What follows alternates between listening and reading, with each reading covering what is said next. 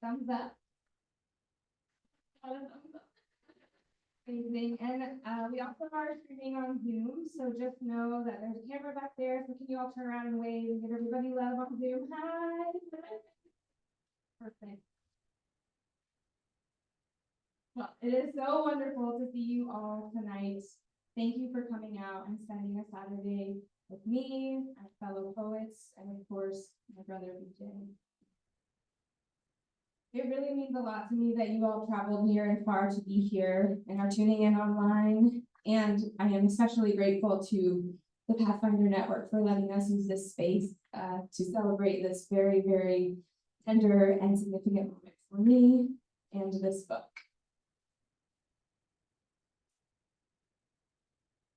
Not only are we celebrating the phenomenal readers you'll soon hear from and the release of my book, Prayer for Relief, this gathering also honors the life of my big brother, BJ, who you will be able to see streaming on the screen pretty much the entire time tonight.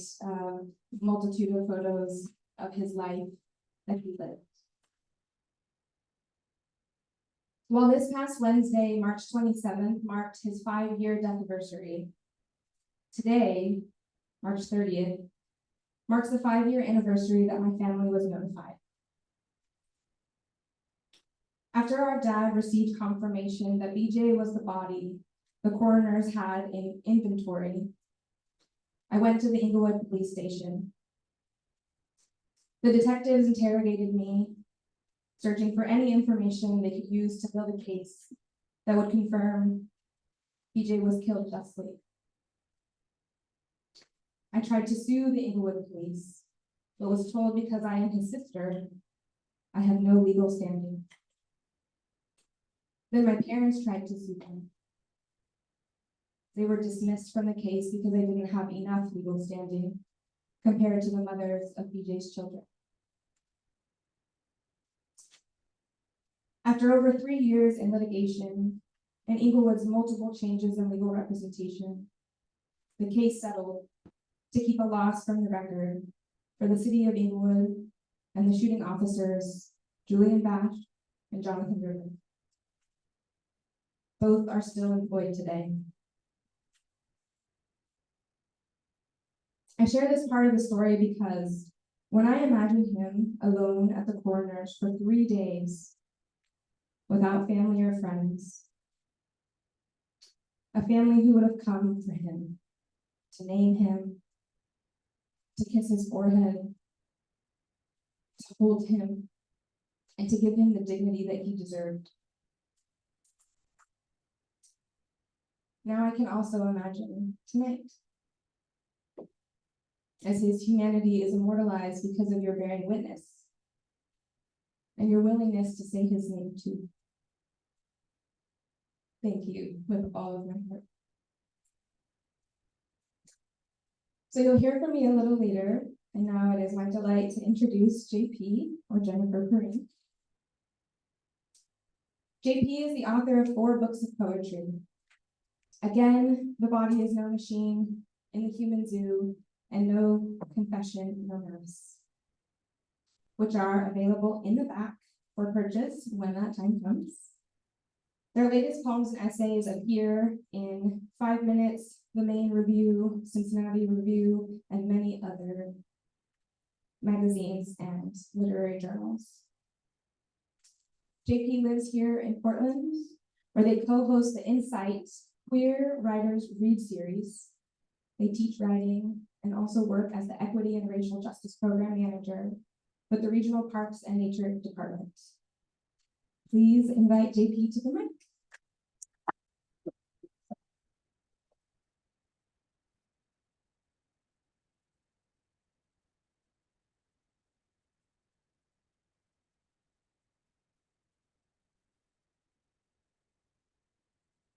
So honored to be here with y'all tonight to be in this space to celebrate BJ and so fun.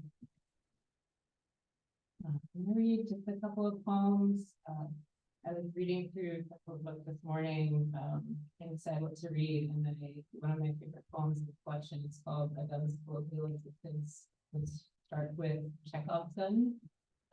So this is also a poem that starts with Chekhov's gun. It's called Guns. Chekhov said, if one is placed on a wall in the first act, it must be fired by the end of the play. Dickinson stored hers loaded and ready in the corner. My family kept them locked away, saved the walls for earnest cross-stitch, the corners for discarded toys. Still, I knew they existed by their thunder in the local woods, by the venison stocked in the freezer for winter. I was never asked to join when the boys shot squirrels, was a lover even then, the kind of kid who, before I left for school, offered a kiss to all my kin, each family pet, even the taxidermied deer head on exhibit in the living room. There were no trophies on the walls of the home where I stayed years later with my partner's friends who reserved their spare room for weapons. When they threw a party, I played tag in the front yard with everyone's kids to keep away from the boozy target practice happening in back. We stalked and hid, jostled and chased each other in the twilight. I let myself be trapped again and again. My partner was in the service, spent 18 months in Iraq, and came back with the sense it's not so bad to set aside a firearm for the day you might require it. I refused the rifle he would have bought, edgy already at the blade that tumbled from his pocket as we lazed together. For ages, every 4th of July, I watched him prowl the house, his recoil each time fireworks cracked through the sky. Time heals, or so they say. Last year, he slept through the whole explosive revelry. This year, we stopped roadside to admire the display. 4 hours after, the barrage left its echo, a high scream that radiated from my ears. To get over my fear, he says, I should try the range to get a feel for the kick, to imagine the metal in my grip can be more than a tool of rage. I don't need to hold one to know I want more than the lie of protection. I want the power to kill, to die. I have yet to touch one, but I have practiced being quick on the draw, aiming for the heart, firing one round after the next, not to injure, but to tear a body apart. I have enough in me of both outlaw on the run and white hat bringing order to the frontier, to know the home front and the combat zone are one, that in the final act, we make war here.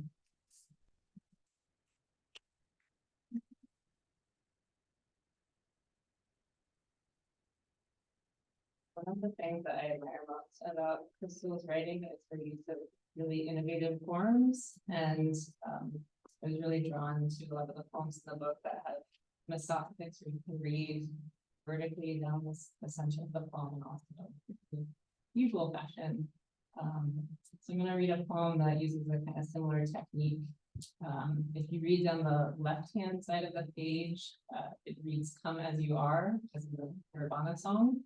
And if you read down the right-hand side of the page, it includes lyrics from that song as an old enemy.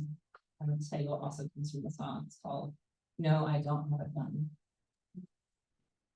Couldn't use one if my life depended on it. But here you are, America, offering me a piece of your pie as I walk down the street, block after block, pawn shops, military surplus, tactical supplies, armories nestled beside bubble tea, elementary school, yoga studio, a park with the new swings. I've peered in America, seen clean through to the flags riding your walls. You don't have to say it. I know you're saving yourself for someone else. If I was smitten, if I fell, you didn't lead me on.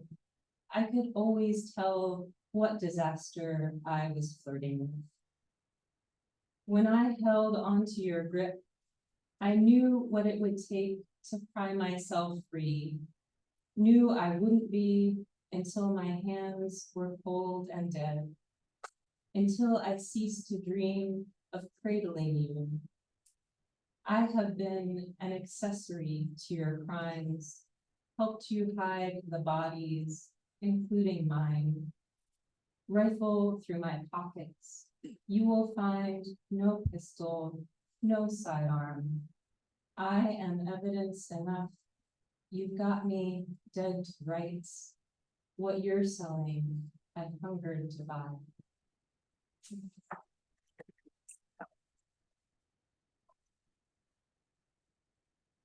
That poem is very short. It was actually written in a class with Krystle on constraints, and we're playing around with numeric constraints where the number of words in each line corresponds to numbers in a significant date.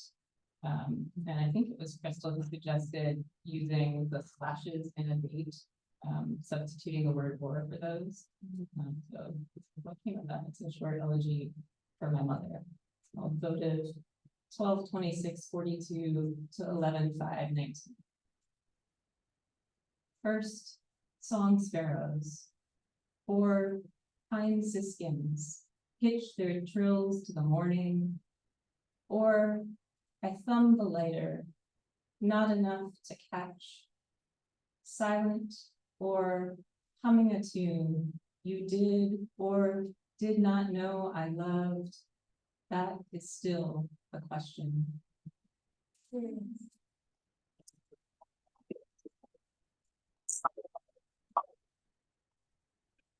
My pleasure to introduce our next reader. Zephaniah Sole is the author of the critically acclaimed novel A Crime in the Land of 7,000 Islands. His short fiction has appeared in Epiphany, Passages North, Collateral Journal, Argo Magazine, and Jacked.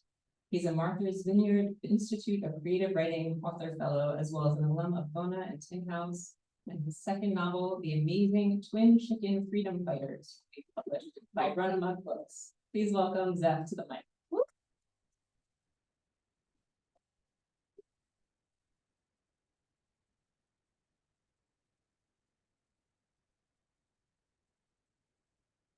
That's everything.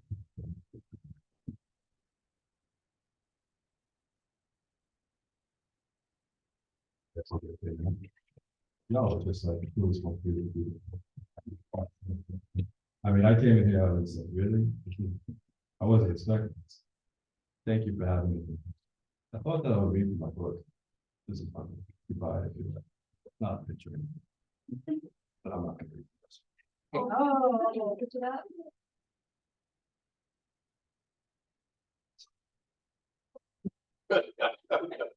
So I wrote this short story recently. It's a little edgy. How they describe it. Called The Passerby.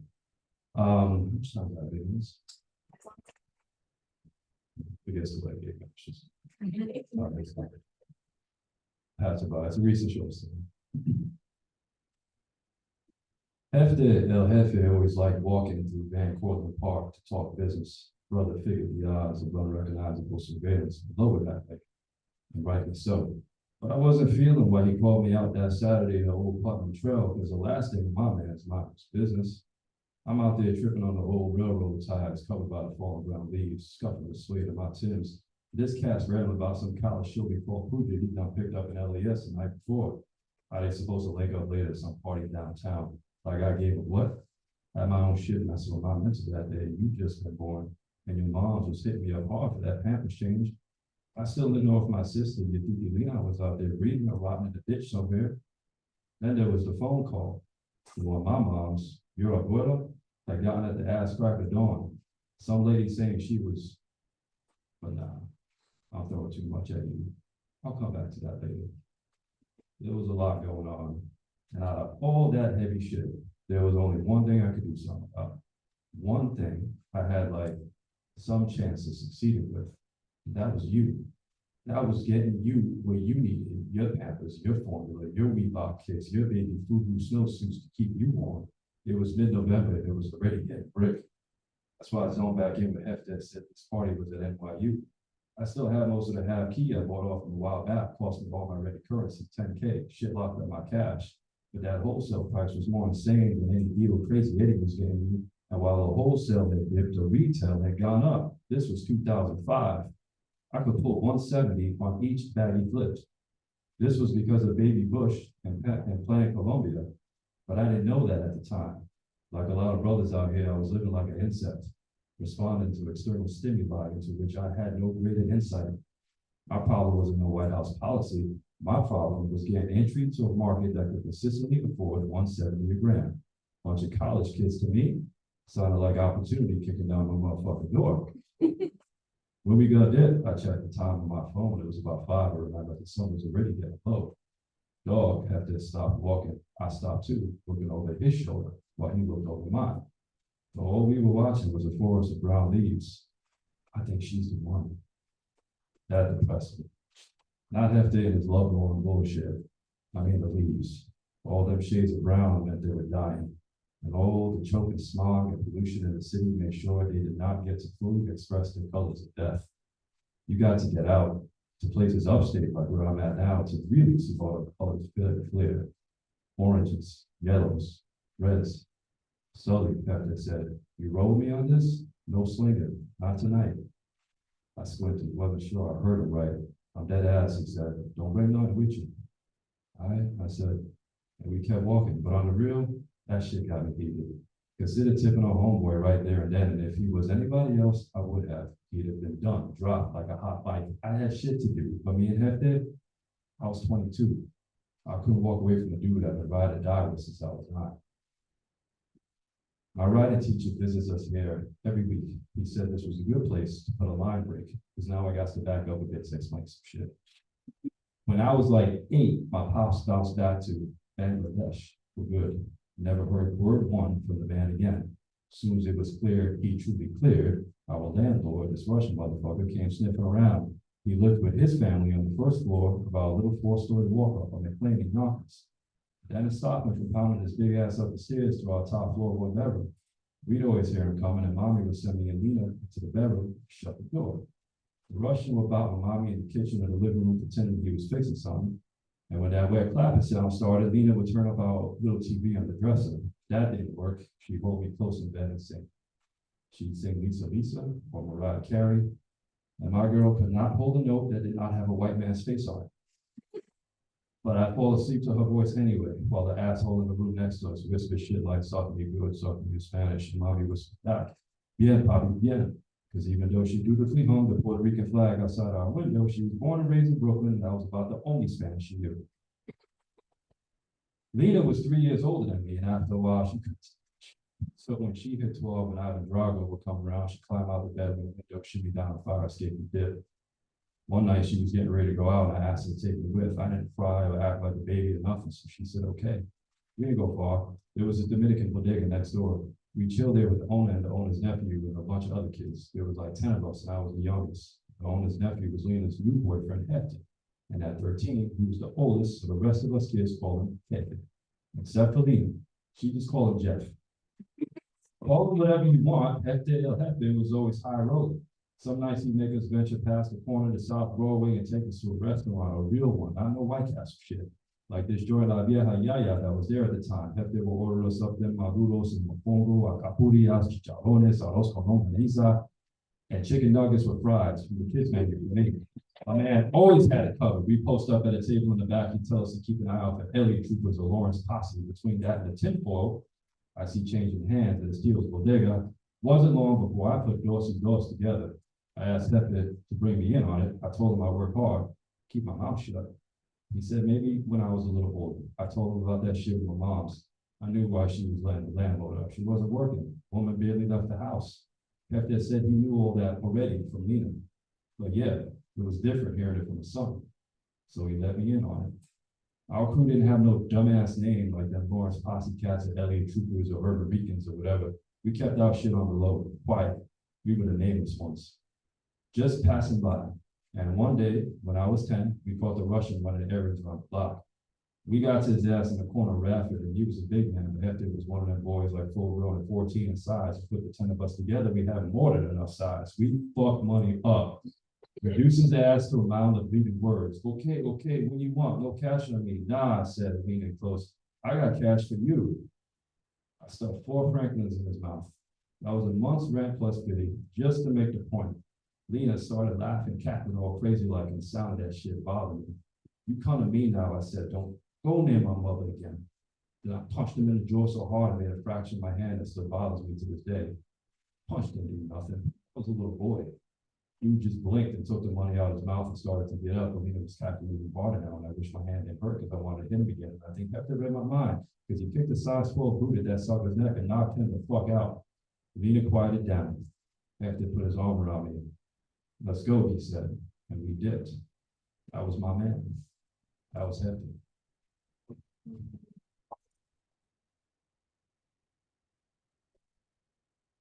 Okay. Thank you for letting me share that with you. That's the first time I've read any of that poem. It'll be published soon, so we can put it on now. Now it's my pleasure to introduce Catie Hannigan, who is a poet, bookmaker, and visual artist. They most recently published their 4th book, The Mutable Colors and Names of Things, in 2023. Please welcome Catie to me.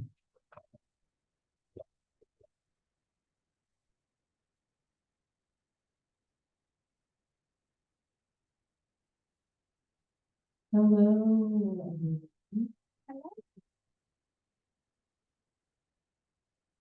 Um, it's just such an honor to be here. Getting to know Krystle has been a huge blessing. We've been in community as poets and as grievers, and we've helped each other with our manuscripts, and so I just couldn't be more blessed to be here. So I'm going to read from my book that Krystle actually designed. So she's amazing. Yeah.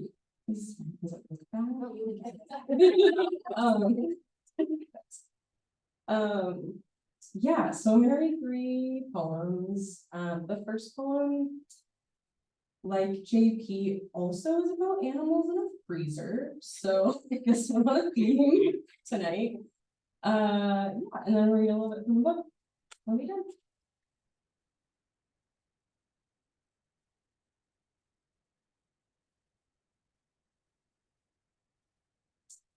Yeah, this one's called The Glowing Window. I have attempted to live with the utmost severity of a swan, and it has led me astray to an empty Walmart parking lot. Each space dutiful in its boundary, yet so completely devoid, as if to say, loneliness is thus. The stars' reflections intercepted by midnight asphalt. Across the lot, I see homes and their golden glowing windows. The exchange between me and the windows is bittersweet, just how I like it. I'm tired of the stars and nights of no one ever. This is a poet's joke. Me, Walmart, the lot, the glowing window, the stars, the night, the joke.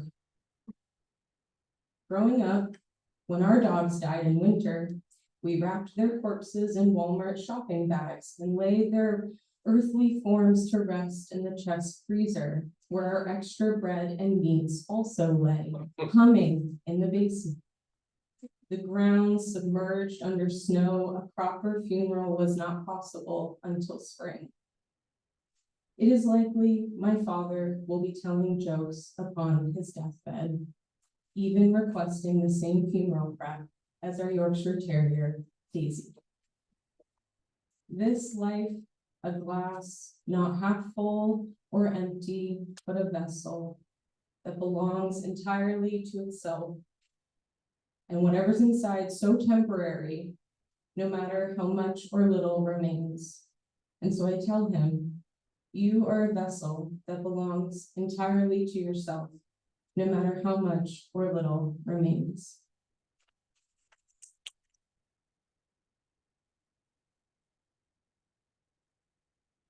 So.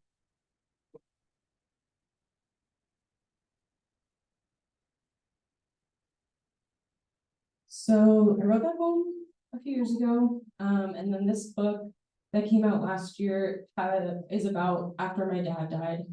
It's about him dying, me grieving, all that good stuff. And so I'm gonna read one section that's just called a poem. Secretly, it's called Poem on Earth. So I'm telling you the secret title. There is no real narrative arc, so just relax. It's more of like a stream of consciousness, more about you're on Earth. They're not. So yeah, just you hear a word, that's great. It's fine. Just let it wash over you. And then I'm just gonna read like a quick little one after that.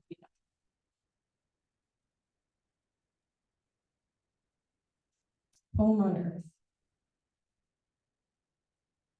An acre of oak, hornbeam, pine, rarefied boundaries, so I might see you here, lighter in hand, cigarette in other. Once in someone else's dream, the end of the world approached, and I sat down with a cup of coffee. Fire, sugar, ash, shards of light, an internal divining rod. It seems that yearn could be unending. At the mouth of the cemetery where I used to catch frogs, used to bring boys. Another time, looping around some gelid memory, looping and shining. Living off what was available, sheet cake, green yard, old barn, farmer's almanac. Glacial born Capricorns, cinnamon, clove, clementine, to warm these crystallized strands, reverence, depending on the mood. This isn't a painting, it is flesh, blood, bone, warming by an abandoned campfire, spewing ghosts into the lake ether. Light falls, only to momentarily glimpse its reflection in the water before it's extinguished. Oyster shell, calcifying, buildup of animal, the muses must be pleased. Peppermint, water, coin. The blue ghost firefly suspends his light for only 1 minute, chirping a frequency we cannot hear. There is routine. It is called night. Some freer than free, the path practiced just how exactly to bend around a tree. The wind picks up jasmine, falls in love, a leaf blows itself, pleasure or pain, clouds heard through, becoming a single archaic bird. Swirls of iron, enchantment pipe. Nothing left to do but imagine you there. Or calendula, home, earth, setting sun on one less day to write any of this down, to convey anything at all. I turn on silent, but would vibrate on time. Wind, as you know, is only felt.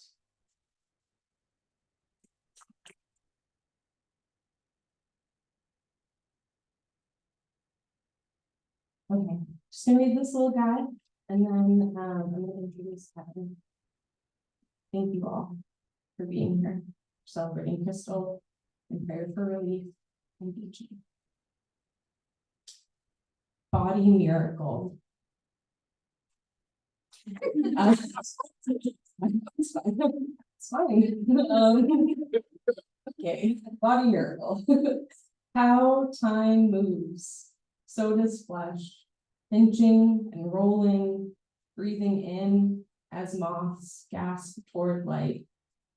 This night, reflected in the window, blurred vision as a dream caught under the lid. No more questions as to why.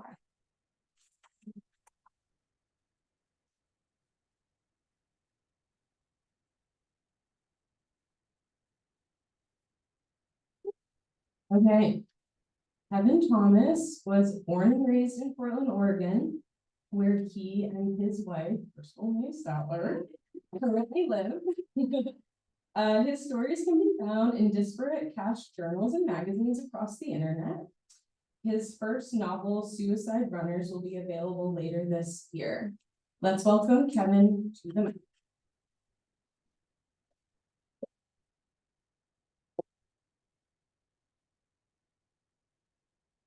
Ready?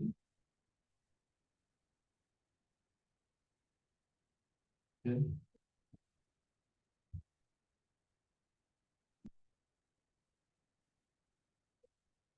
So I'm gonna read a few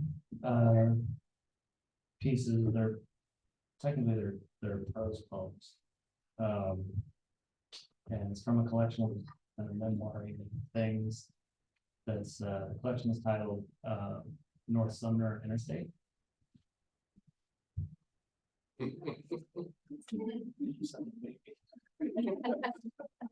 I'm already thinking about introducing Krystle.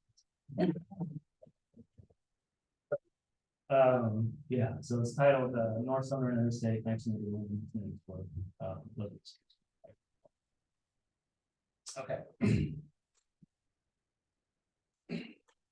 Mel's Motel was just landscape, a crumbling set piece at the end of the block, an empty pool, cracked basin, two crooked lines of doors with numbers above the peoples. Across the street from us, in front of Brandon and Josh's house, we poured gasoline into the sidewalk cracks where a swarm of ants had pushed the dirt to the surface to the roof of their home. Brandon lit the match, tossed it to the ground. A white man walking on the other side of the street, leaving Mills. At least a little bit. Brandon lit the match, tossed it to the ground. A white man walking on the other side of the street, leaving Mills, leaving in a rush after the hour he expired. Stared at us in flames and shook his head. We flipped him. Stomped on the fire and ran inside. When the police raided Mel's Motel, Brandon and Josh's old German Shepherd jumped over the 6-foot-high fence. In the basement of Brandon and Josh's house, we played double dribble, bubble bobble, double dragon, and RC throwback. We could hear their younger sister, asleep on the floor upstairs, bang her head against the carpet as she moaned softly. She was dead. We'd run up the stairs and slide the bubble with her. We knew how to sign food and hungry and more and please and thank you.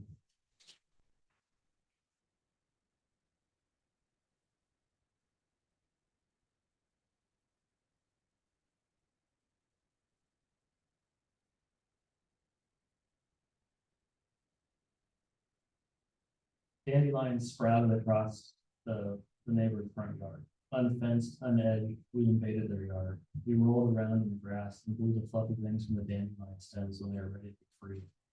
The girlfriend in the house had a child, and the baby cried, and the boyfriend and his friends played their music loud at night. AC/DC, Metallica, etc. Tableaus and memories of the girlfriend's face pressed against the back of this window as she banged on it and screamed for help.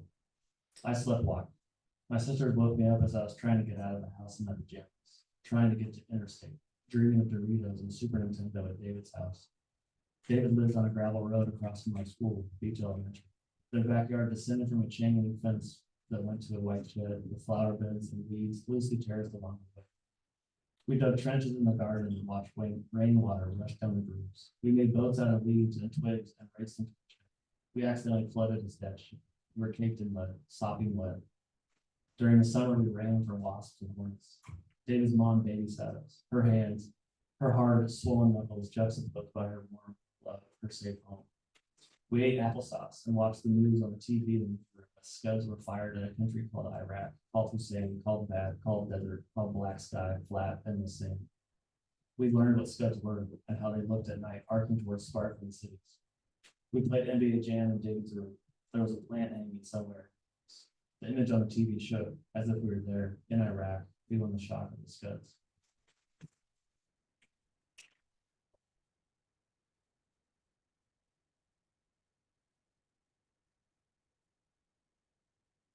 Climbed fences, pedaled hard, threw firecrackers as they burst into light and on July 5th, we would collect what we thought was gunpowder from spent fireworks and attempt to raise them from the dead, like how white Jesus Feltworth did every Sunday at Sunday school.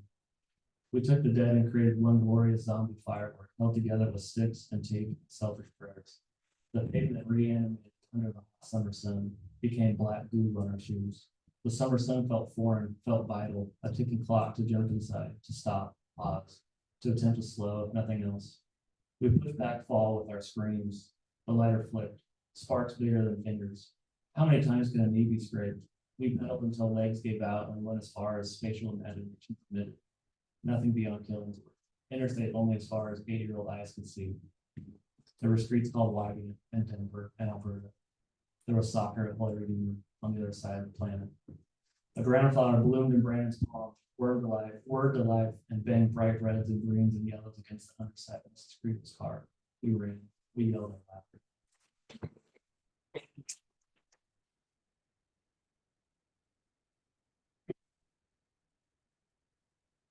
We blew bubbles and yelled and screamed, "Pop those bubbles!" It was the blue monster that I wanted to control.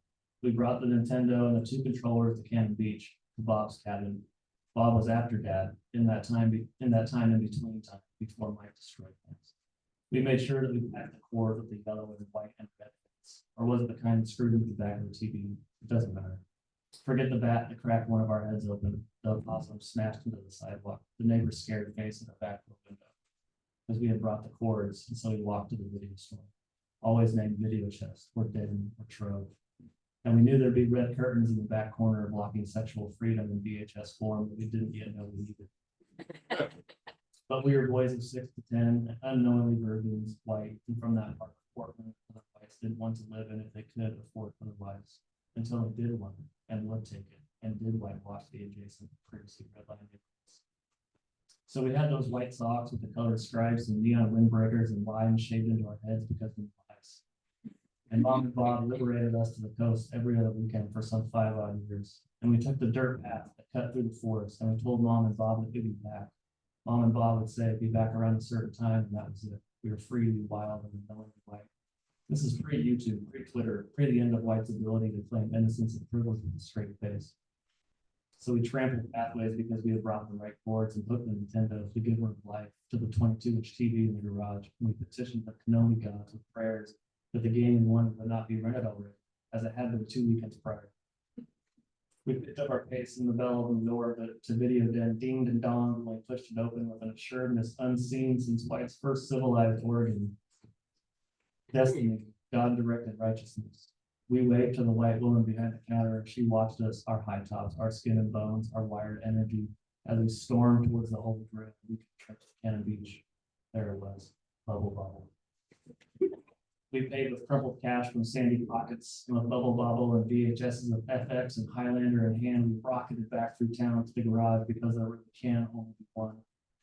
And sometimes we wheeled squirt guns, sometimes super soakers. But it was before we knew we were white, and so inherently unthreatening and non-aggressive by nature, police would not have to later justify their lightning quick reactions because we weren't named. If cops saw us, they shot finger guns back at us, smiled, and we were free to jaywalk our way back to Bob's garage. Our faces aglow in the radiant light, blue monsters in our bubble.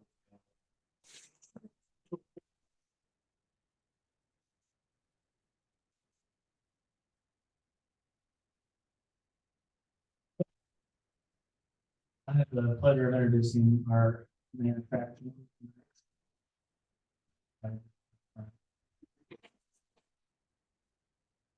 Everybody being here. It is unfortunately a fundamental part of human loss, followed by grief, confusion, and anger that has been with us for hundreds of thousands of years. We lose loved ones in heartbreaking ways. We grieve them. We try to make sense of the sense. In Krystle's opening poem, "The Heart Weighs 400 Grams," the reader is invited to consider the facts of the autopsy as Krystle encountered. A litany of numbers and letters on a government document that essentially explains nothing to the brother she lost. A bureaucratic numbing of the deepest wound Krystle has heard. Her collection of poems, A Prayer for Relief, is a re-embodying of the person, the life brother that was taken from her and her family by violence.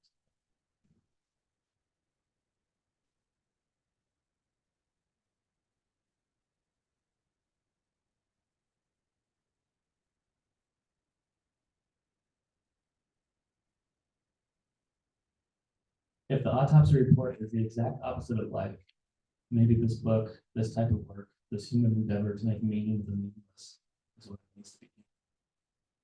When a person dies, at the moment of their final breath, legend has it that 21 grams leave the body. Some speculate this solely that thing that makes us us. If that is true, then this work, this effort of love and memory and grief must weigh 20 grams. It is my honor to introduce Krystle May Statler.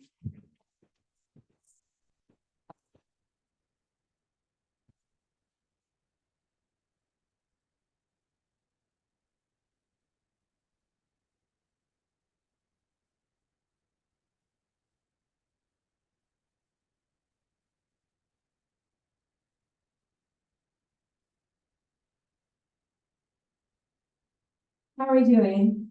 Everyone doing well? Yeah.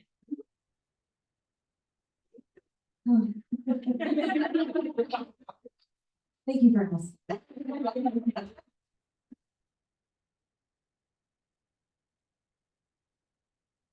Will you all join me for another round of applause for all of our readers that just read?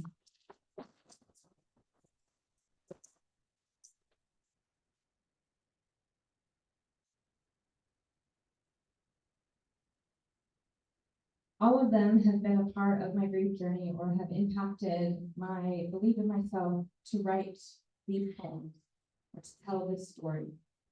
So I am very, very, very grateful for all of you for inspiring me to do this. This is so cool. I get to read for my book.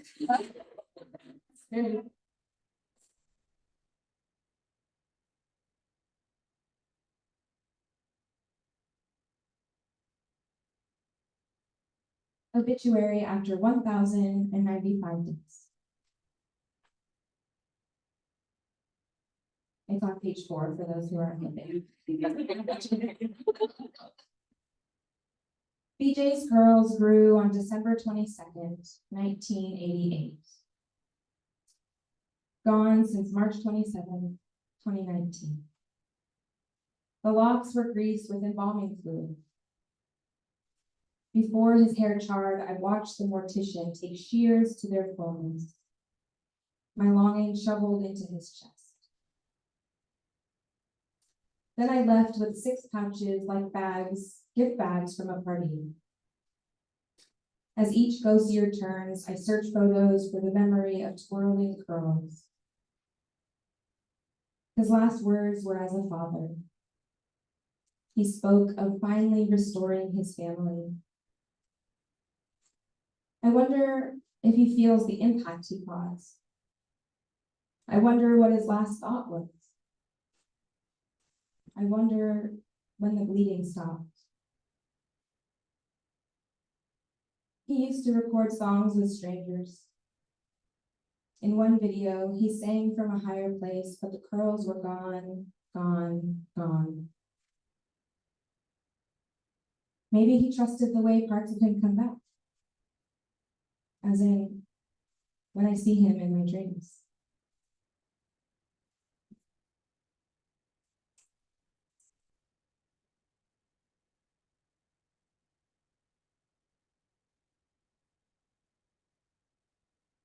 The orchid blooms above the urn.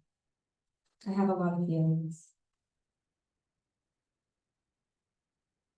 I am moved by the umbrella-shaped grief on her mouth as I regurgitate deposition testimonies of brother's last second. Though their version, though nonsensical, Though admitted indiscriminate rapid fire, we're still asking why. Today, 100 apples rested on the market shelves. One mostly yellow, many with skin crimson as a wound that won't heal. And though their flesh looked soft, I left with more questions. I imagine their shine is of no consequence to their existence. I imagine the pesticide simply ran out of reasons to kill. I imagine they can feel when one of their kind is picked off. I say his name to the rain. BJ. BJ. I watched 8 clouds engulf the city, flooding cries like a whisper. I swept up hairballs that looked like he could have been here. To the fallen daffodils, I say he is still here. To the sirens stalking savagely on the narrow bridges, he is still here. To my mother, wrecked with disbelief, to the lingering, unwritten obituary, to the family who's left, he is still here. I count with the ghost years of living. Just let me know more of him than how his blood warmed the linoleum floor.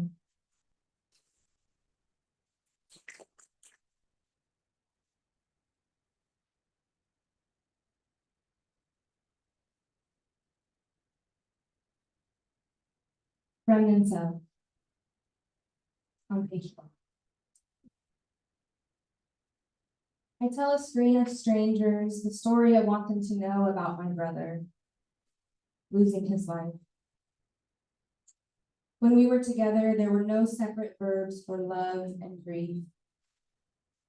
Once at an ocean, I thought, possibly, to be swallowed in glass-shaped waves might possibly make it make sense, or at least fill my memories with another image than the glitched video footage showing him walk into a church and the room birthing stillness as officers arrived and 40 seconds went and life ended.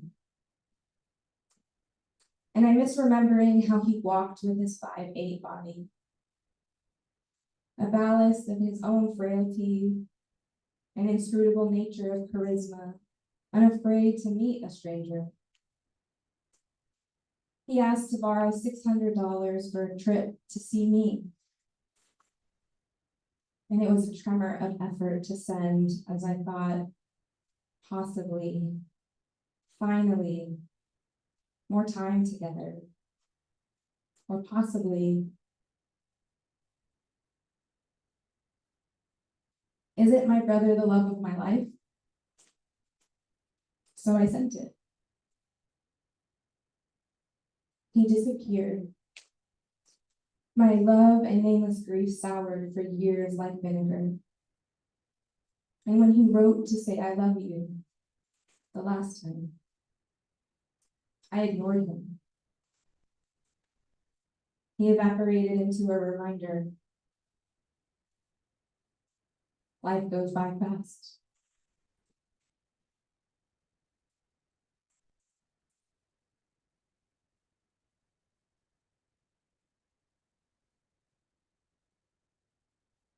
The slow burn on page 20. What part of he's dead don't I understand?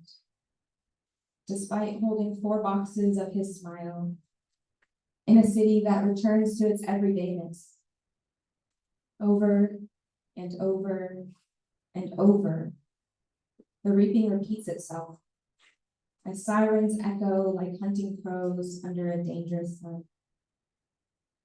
We can't slow the clouds, blanketing bodies before a body burns by time or by fire or both without cause. And whose left lies about surviving, because we don't know if the moment the bullet catches dura mater in the brain is when the soul escapes the body, or when it can no longer listen to the crying. Come back home, big brother. Please come. Can't the ocean swallow God's plan and eddy grief instead of haunting a home where vaulted ceilings make more space for ghosts? Then rain comes and an honest rage rages after learning he was unarmed. But brother is still dead.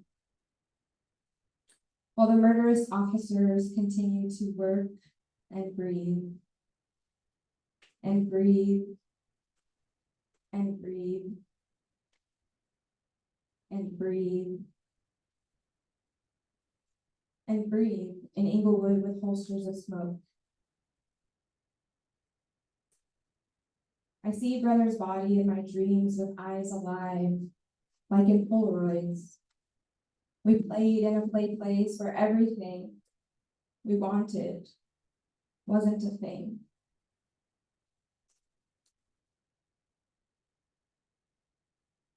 But a who?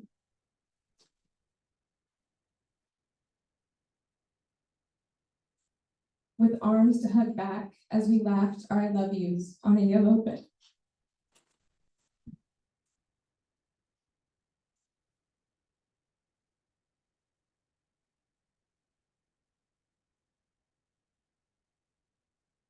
Portrait with and without.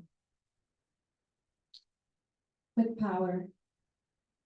Without judgment. With the spaces ghosts occupy. With knowledge that love and verb are the same, love and grief are the same verb. Without expectation. Without a matter of fact. With community. With my therapist repeating, this is how you keep him alive. With the unicorn urn that sits on an altar. With the birthright of anyone who deserves life, which is to say, everyone. With heartbreak that can't be uttered until it is. With nonsense. With love. Always with love.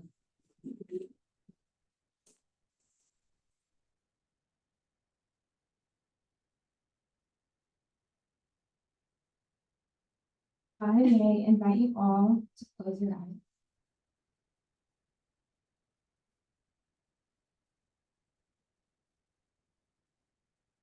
Our brother, whose heart was resin, swallowed free by flame, cry wisdom from, cry still, be son, in birth as he was in question. Give us this day, ours may be dead, and forgive as our time lapses, as we outlive those who press ash against us, and feed us not into fixation, but consider us for people.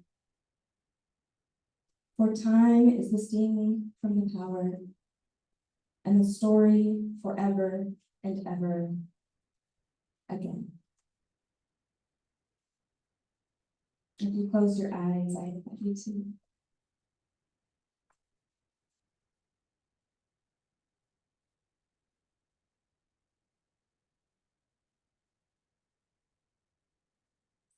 As the days press on, I've nearly lost the ability to remember a day that wasn't marked by the loss of my brother, or a day that I didn't feel the weight of his body in 4 boxes of ash, or a day I could call him and he might answer with, "Remember me?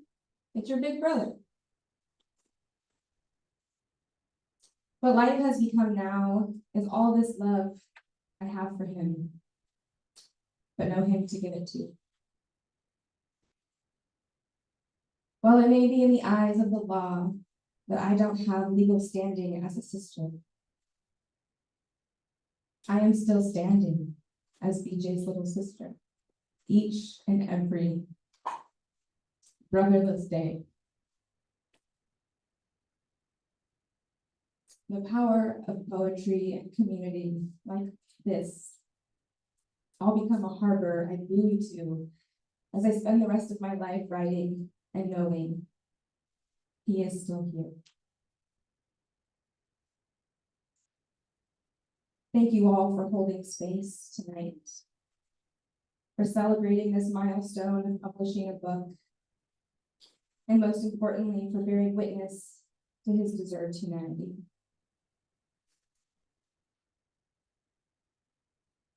So if you can all give it up for yourselves.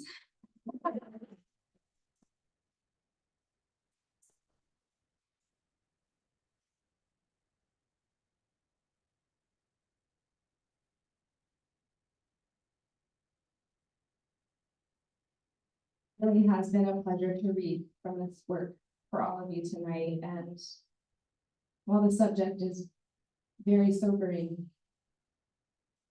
I'm also moved to tears because of all. So, while I'll close out the Zoom room here pretty soon, I invite you all to stay a while, buy books from all of our wonderful readers, have a sweet treat, and just know that this moment, this night, is becoming a core memory I will cherish for the rest of my life. Thank you.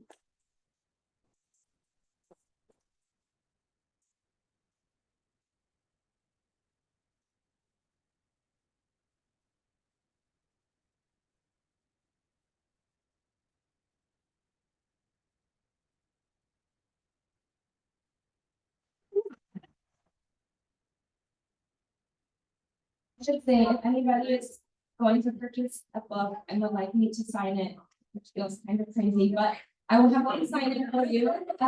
I'm gonna sign it up here so that we don't crowd the back, so. Casey, you're right.